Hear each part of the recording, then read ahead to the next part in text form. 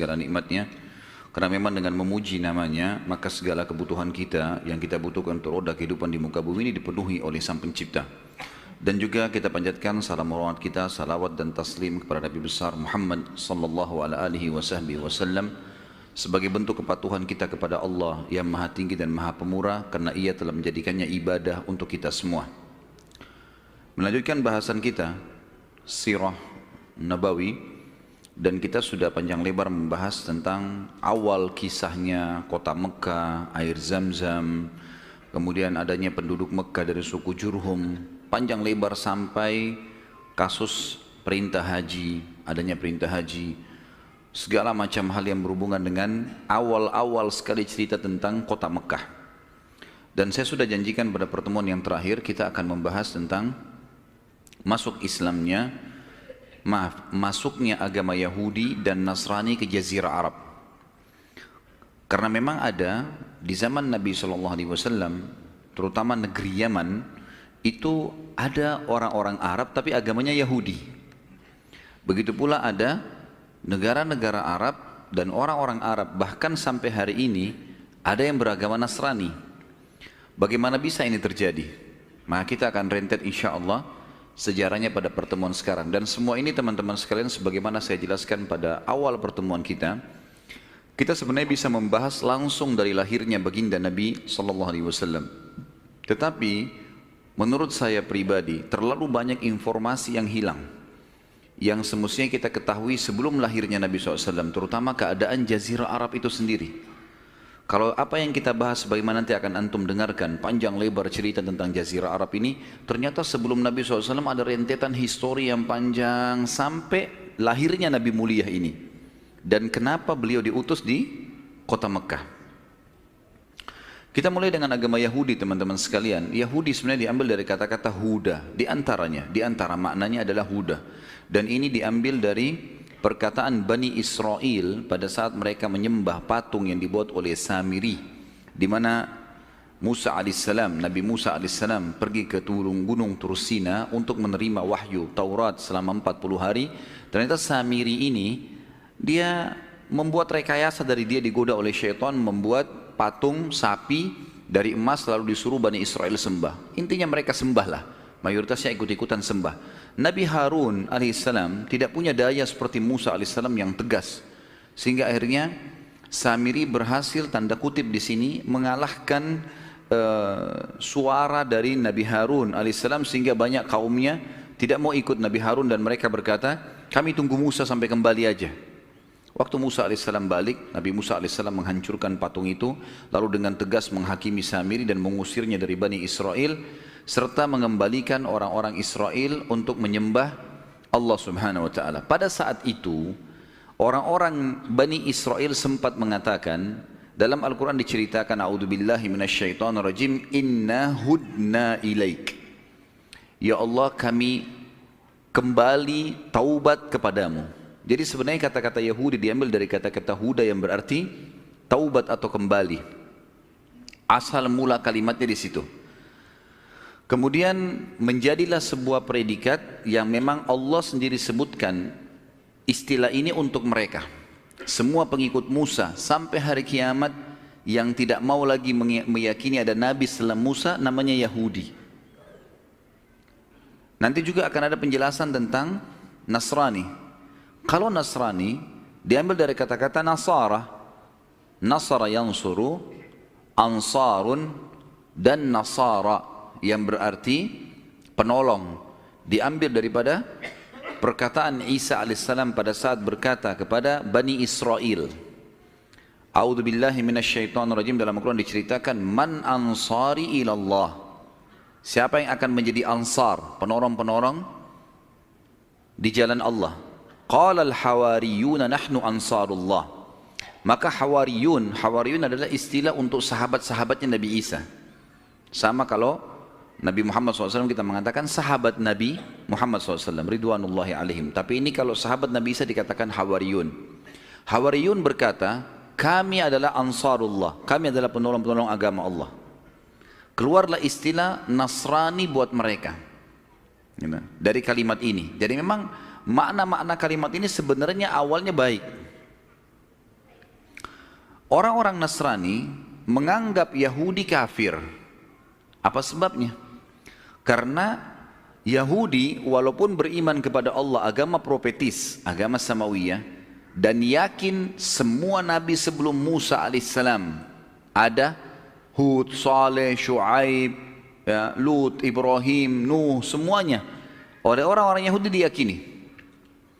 Yang mereka tidak yakini adalah nabi yang datang setelah Musa saja. Akhirnya datang Isa alaihissalam dari Bani Israel sendiri, mereka tidak mau akui, enggak. Bahkan yang berusaha untuk membunuh Isa alaihissalam dan mensalibnya adalah orang-orang Yahudi sendiri. Mereka menolak, gitu kan. Oleh karena itu, karena masih ada nabi dan rasul yang Allah utus yang mereka tidak yakini, dicap mereka kafir. Karena beriman kepada Allah harus totalitas, nggak bisa setengah-setengah, keseluruhannya. Kita yakini semua apa yang diperintahkan oleh Allah, maka pasti kita akan dikatakan beriman. Makanya Allah menghardik Bani Israel yang Allah mengatakan, A'udzubillahi minasyaitonirrajim, afatu'minuna bi ba'dil kitabi wa takfuruna bi ba'd. Apakah kalian beriman dengan sebagian isi Alkitab dan kalian pungkiri sebagian yang lain? Apa yang cocok diimani, apa yang tidak cocok ditinggalkan? Sampai para ulama tafsir menekankan mengatakan siapapun di antara kaum muslimin yang coba memilah-milah hukum Allah, mereka sama dengan Yahudi dan Nasrani. Dan Allah mencap mereka kafir gara-gara itu, gitu kan. Berjalan waktu, datang Nabi Muhammad SAW, ternyata dan Nasrani ini diberikan predikat untuk semua orang yang mengaku pengikut Isa alaihissalam sampai hari kiamat, dan tidak mau mengimani risalahnya Nabi Muhammad SAW. Nasrani meyakini semua nabi dari Isa ke atas, Musa, Daud, semuanya sampai Nabi Adam. Tapi mereka tidak mengimani risalah Nabi Muhammad SAW. Kasuistiknya secara histori berarti, kenapa sekarang umat Islam mengatakan Nasrani kafir? Sama dengan kenapa Nasrani mengatakan Yahudi kafir. Sama persis. Karena mereka masih menolak ada Rasul dan Nabi yang terakhir. Itulah Nabi Muhammad alaihi salatu wassalam. Jelas sampai sini? Belum ngantuk kan? Baik. Jadi di sini kita dari awal menjelaskan dulu definisi Yahudi dan Nasrani. Ya. Baik.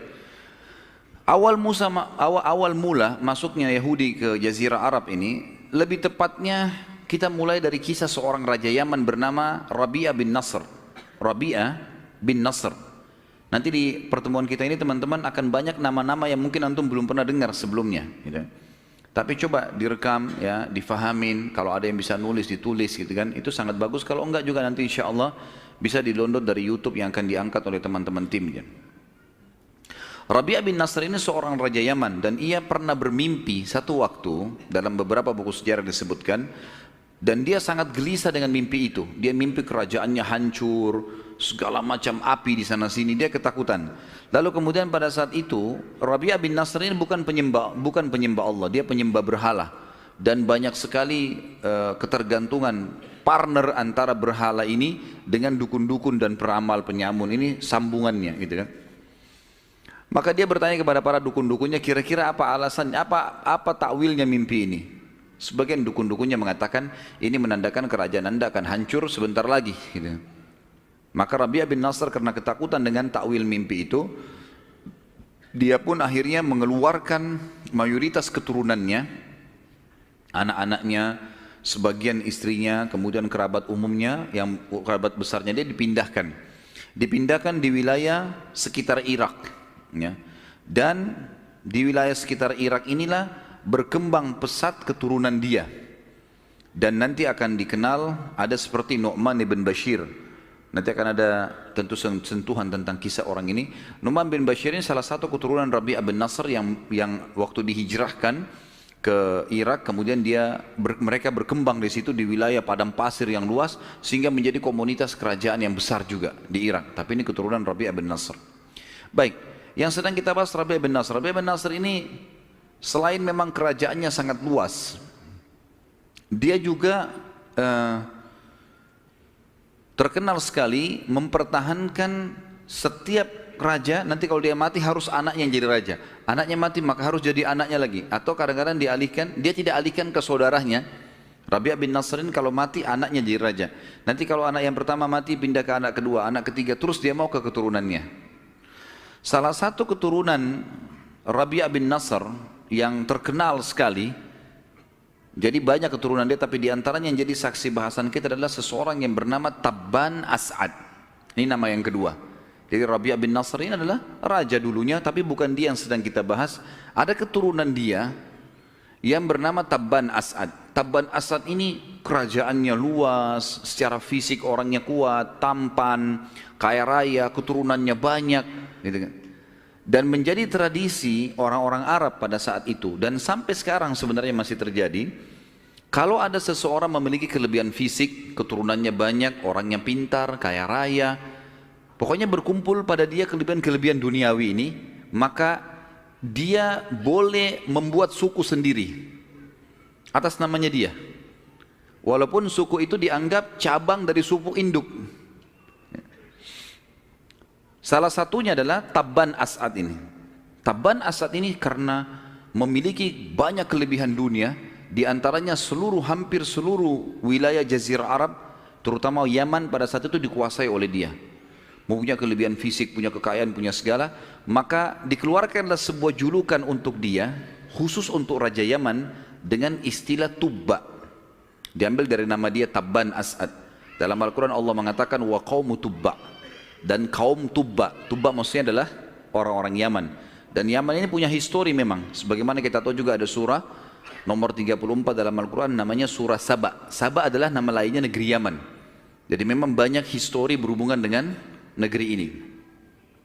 Tentu pada saat itu sebab dikeluarkannya istilah Tubba karena raja-raja dunia yang berkuasa juga punya julukan-julukan. Seperti misalnya kalau Persia itu ya, ada istilah Kisra. Kemudian ada Mesir, kita tahu ada Fir'aun ya. Itu kan istilah induk ya.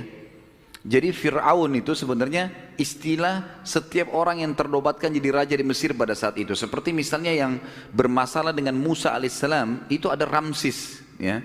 Raja lagi namanya Ramsis, tapi dia dikembalikan ke induk istilah raja Mesir Fir'aun. Persia namanya Kisra, Romawi namanya Kaisar, yang sampai sekarang masih dipakai gitu kan. Ini istilah-istilah induk. Sementara Ethiopia namanya Najasyi. Dan ini kurang lebih raja-raja yang berkuasa di dunia pada saat itu. Jadi kalau kita petakan peta dunia ini, di daerah barat Jazirah Arab itu ada Kisra, di daerah timurnya itu ada Kaisar, gitu kan? Dan daerah utara juga Kaisar. Kemudian di daerah utara Kaisar, di daerah timurnya di Afrika ada Najasyi, dan di daerah selatannya ada Tubba. Jelas sampai sini? Belum ngantuk kan? Siang hari ini soalnya. Baik. Tabban As'ad ini orangnya selain kaya raya, dia juga punya jiwa perdagangan teman-teman sekalian. Dia suka sekali berdagang. Pada saat dia berdagang, kalau dia datang, dia selalu mengadakan rekreasi, jalan. Dan setiap kali dia pergi, dia selalu melihat potensi apa ada yang di wilayah itu, kemudian dikelola sama dia menjadi bisnisnya. Satu waktu pernah dia melewatin kota Madinah. Kota Madinah pada saat itu masih bernama Yathrib. Nama lainnya Yathrib, ya. Pakai tha memang, Yathrib. Dan nama ini sebenarnya setelah diutus Nabi Muhammad SAW kita sudah tidak boleh lagi pakai. Di dalam banyak hadis Nabi SAW melarang kita memanggil Madinah dengan Yathrib, tapi beliau menggantinya dengan Al-Madinah Al-Munawwarah atau Tayyibah atau Tabah, gitu kan. Jadi memang diberikan nama atau diganti nama. Tabban As'ad ini mampir ke kota Madinah nih, Yathrib pada saat itu. Kemudian karena dia lihat Yathrib ini hidup, karena di situ perkebunan kurma banyak dan banyak orang yang datang khusus untuk membeli kurma ke Madinah, dari dulu terkenal. Maka dia pun menitipkan anaknya laki-laki, anak pertamanya, untuk memegang bisnis itu. Dikasih modal sama dia, kemudian mulailah dia mengambil kurma-kurma dari Madinah, kemudian dikirim ke Yaman, dikirim kemana-mana lah wilayah kekuasaannya Tabban As'ad ini. Ternyata anaknya Tabban As'ad ini berselisih dengan beberapa orang masyarakat Madinah. Akhirnya cekcok, ribut, terbunuh anaknya Tabban As'ad. Perang, berantem, mati. Tabban As'ad ini waktu sampai berita kepadanya, walaupun pada saat itu tidak ada informasi kayak kita sekarang ya, sulit sekali untuk mendapatkan informasi kecuali sebulan, 2 minggu, 3 minggu, karena jauh. Orang harus menunggangi kuda atau kebetulan ada kafilah yang jalan ke sana baru dapat informasi. Sampai ke berita Tabban As'ad ini anaknya mati 3 pekan atau sebulan setelah kejadian terbunuhnya anaknya. Maka dia membentuk pasukan besar dari Yaman ingin menghancurkan kota Madinah. Keluarlah dia dengan pasukan besarnya, kepung Madinah. Madinah waktu itu punya benteng. Sampai di zaman Nabi SAW memang sudah punya benteng itu. Tembok yang tinggi, ada pintu gerbangnya. Maka pada saat itu teman-teman sekalian, dikepunglah Madinah. Kemudian terjadi peperangan. Ada hal yang membuat Tabban As'ad kagum dengan penduduk Madinah. Yaitu, kalau pagi hari sampai siang, sampai menjelang sore mereka perang. Saling memanah, saling duel, segala macam. Terjadi peperangan lah. Tapi kalau malam hari, penduduk Madinah mengirim makanan untuk pasukan Tabban As'ad. Karena terkeram dengan karamnya, dermawannya. Perangnya perang, tapi malam hari enggak dikirimin, ditawarkan untuk diobatin orang-orang yang luka di antara mereka. Belum pernah Tabban As'ad menemukan musuh seperti ini. Tapi dia tetap ingin membalas dendam. Di kota Madinah teman-teman sekalian, pada saat itu setengah kota Madinah orang Yahudi. Setengah kota Madinah orang Yahudi, setengahnya lagi orang asli Madinah. Orang-orang yang memiliki atau kembali ke dua induk suku Arab namanya Aus dan Khazraj. Nanti dua suku ini Aus dan Khazraj di zaman Nabi SAW namanya Ansar. Namanya Ansar, mereka masuk Islam. Jadi terbagi dua Madinah, setengahnya Yahudi, setengahnya dua suku Arab ini. Orang-orang Yahudi supaya merasa aman, maka mereka membuat Aus dan Khazraj ini perang terus. Jadi untuk ribut, terjadi fitnah, dibiayai yang ini, dibiayai yang itu. Jadi terus ribut nih dua suku ini. Agar orang Yahudi selalu aman. Seperti itu yang sekarang juga Yahudi lakukan di dunia gitu kan. Dia bagaimana ngacoin negara-negara muslim ini saling ribut segala macam, nanti dia supaya aman gitu. Seperti itulah. Dan orang-orang Yahudi datang ke kota Madinah teman-teman sekalian karena mereka mendapatkan dalam kitab Taurat kalau Nabi terakhir nanti itu akan keluar di kota hijrah yang kota itu memiliki ciri khas. Dalam Taurat disebutkan dan sekarang juga ada. Di sebuah kota yang kota itu dipenuhi dengan pohon-pohon kurma dan sumber penghasilan utamanya kurma, serta dihimpit dengan dua batu hitam yang luas. Kalau di Madinah sekarang dikenal dengan Harra Syarqiyah dan Harra Gharbiyah, wilayah timur dan wilayah barat. Kalau teman-teman lagi umrah bisa minta kepada gaidnya, saya mau lihat Harra Syarqiyah dan Harra Gharbiyah. Jadi kalau meja ini kita ibaratkan kota Madinah, di timur dan di baratnya itu teman-teman sekalian ada batu-batu hitam yang tajam. Saking panasnya cuaca, itu sampai panas batu-batu itu. Dan Madinah pada zaman itu mustahil diserang dari dua sisi ini. Wilayah utaranya Madinah itu penuh dengan pohon-pohon kurma. Di daerah Uhud, ya Gunung Uhud ke atas itu penuh dengan pohon-pohon kurma gitu kan. Jadi pintu gerbang Madinah adanya di selatannya. Makanya nanti kalau kita bahas perang Khandak, perang Parit, itu parit dibuat oleh Nabi SAW di daerah selatannya kota Madinah. Sehingga cuma dari situ saja tidak bisa diserang. Kalau timur dan barat sulit diserang oleh pasukan kuda karena penuh dengan batu-batu hitam yang tajam, dan juga di daerah utara penuh dengan pohon-pohon kurma yang lebat. Orang-orang Yahudi hijrah ke Madinah gara-gara itu. Dan selalu saja orang Yahudi berkata kepada Aus dan Khazraj, dua suku yang nanti jadi Ansar setelah masuk Islam, berkata nanti akan keluar Nabi terakhir di kota ini dan kami akan menjadi pengikut utama, pengikutnya yang setia, dan kami akan memerangi kalian hai Aus dan Khazraj sebagaimana kaum Ad dan Iram. Ada dua dulu, kaum Ad dan Iram ini mereka berperang sampai banyak sekali korbannya. Kami akan memerangi kalian sampai seperti itu karena kami sedang menunggu Nabi terakhir itu keluar. Ini sebabnya kenapa Yahudi ada di kota Madinah. Waktu Tabban As'ad mengepung kota Madinah dan sudah kurang lebih berjalan 40 hari belum bisa menembus kota Madinah, keluarlah dua pendeta Yahudi dari Madinah. Keluar kemudian minta izin ketemulah. Lalu keduanya bertanya kepada Tabban As'ad, wahai raja, apa yang anda inginkan di kota ini? Ya saya mau menghancurkan kota ini, membalas dendam, anak saya dibunuh, kenapa? Gitu kan. Kata dua-duanya, Anda tidak akan mampu. Seberapa lama pun Anda mengepung kota ini tidak akan mampu. Kata Tabban Asad, kenapa? Ditanya, karena ini adalah mahjarun Nabi. Ini adalah tempat hijrahnya Nabi terakhir. Dari mana kalian tahu itu? Dari kitab kami Taurat. Inilah Taurat. Mulailah mereka menceritakan tentang agama Yahudi.